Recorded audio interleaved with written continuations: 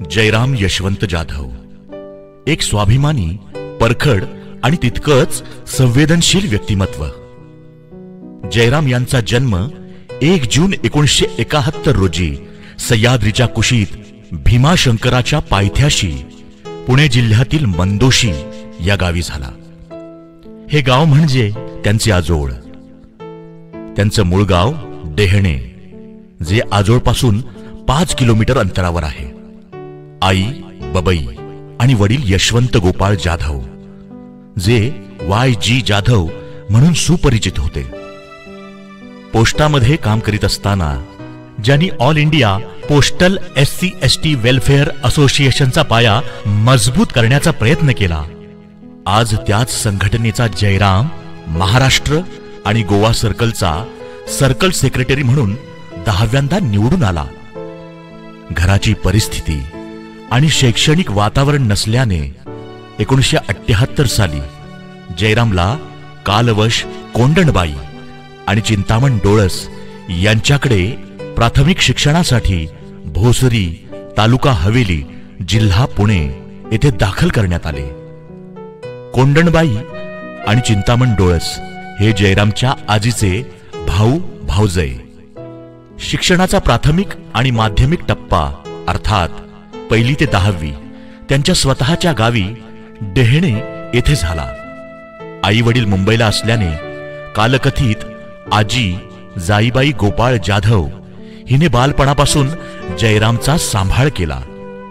या सर्व प्रवासात कुटुंबाचा भाग बनून आत्ते बहीण दगडाबाई तुकाराम घनवट यांनी नेहमीच जयरामच्या कुटुंबियांच्या मागे या संपूर्ण प्रवासात ठामपणे उभी राहिली.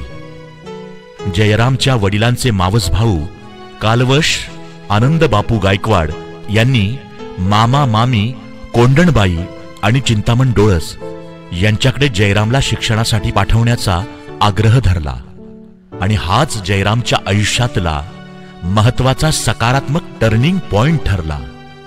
आयुष्याच्या या प्रवासात राही आजी, आत्या इंदुबाई, चुलते किसन शिंदे, मेहुणा सुनील डोळस, मामेभाऊ बाजीराव रोकडे या सगळ्यांनी प्रत्यक्ष अप्रत्यक्ष साथ देऊन जयरामच्या या प्रवासात मोलाचा सहभाग दिला.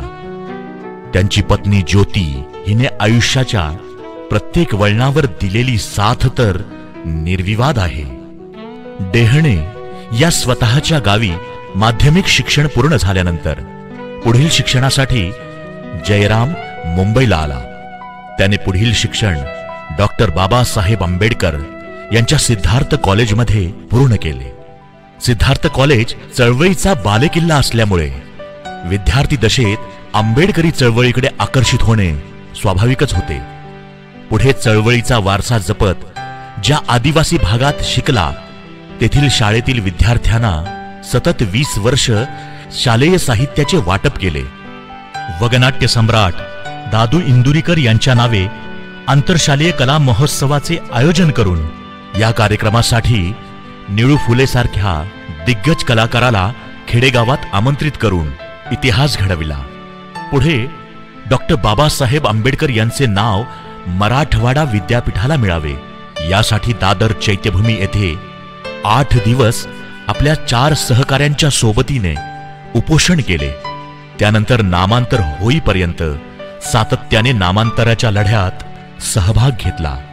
जयराम एवढ्यावरच थांबला नाही, तर अश्वघोष आर्ट्स अँड कल्चरल फोरम या संस्थेची निर्मिती करून संस्थेच्या माध्यमातून दादू इंदुरीकर जीवन गौरव पुरस्कार सोहळ्याचे आयोजन तसेच इंडियन आयडॉलच्या धर्तीवर भीम आयडॉल या स्पर्धेच्या आयोजनाचे नेतृत्व केले. जयरामचा हा प्रवास आज पोस्टातील 30 वर्षाच्या टप्प्यावर आहे. आतापर्यंत त्याच्या अनेक गोड कटू आठवणी या संपूर्ण प्रवासात आहेत. वडिलांचं अकाली जाणं आणि ऐन तारुण्यात कुटुंबाची जबाबदारी शिरावर घेत त्याचबरोबर वडिलांचा समाजसेवेचा वसा जपत असताना लहान भाऊ संतोष याच्या अकाली निधनाचं दुःख पचवत जयराम इथपर्यंत पोहोचला आहे. म्हणून अमेरिकेतले कृष्णवर्णीय नेते रेव्हरंड JC जॅक्सनच्या या ओळी आठवतात. मी जिथे येऊन पोहोचलो त्यावरून माझी परीक्षा करू नका. मी कुठून आलो ते लक्षात घ्या.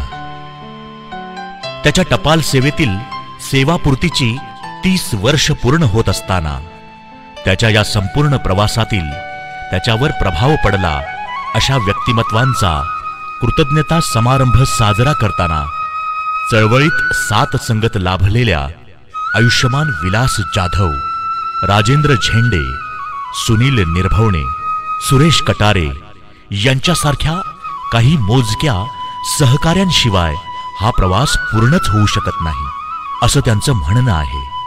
तर या कार्यक्रमाच्या निमित्ताने त्यांच्या पुढील आयुष्यासाठी मंगल कामना. जय भीम.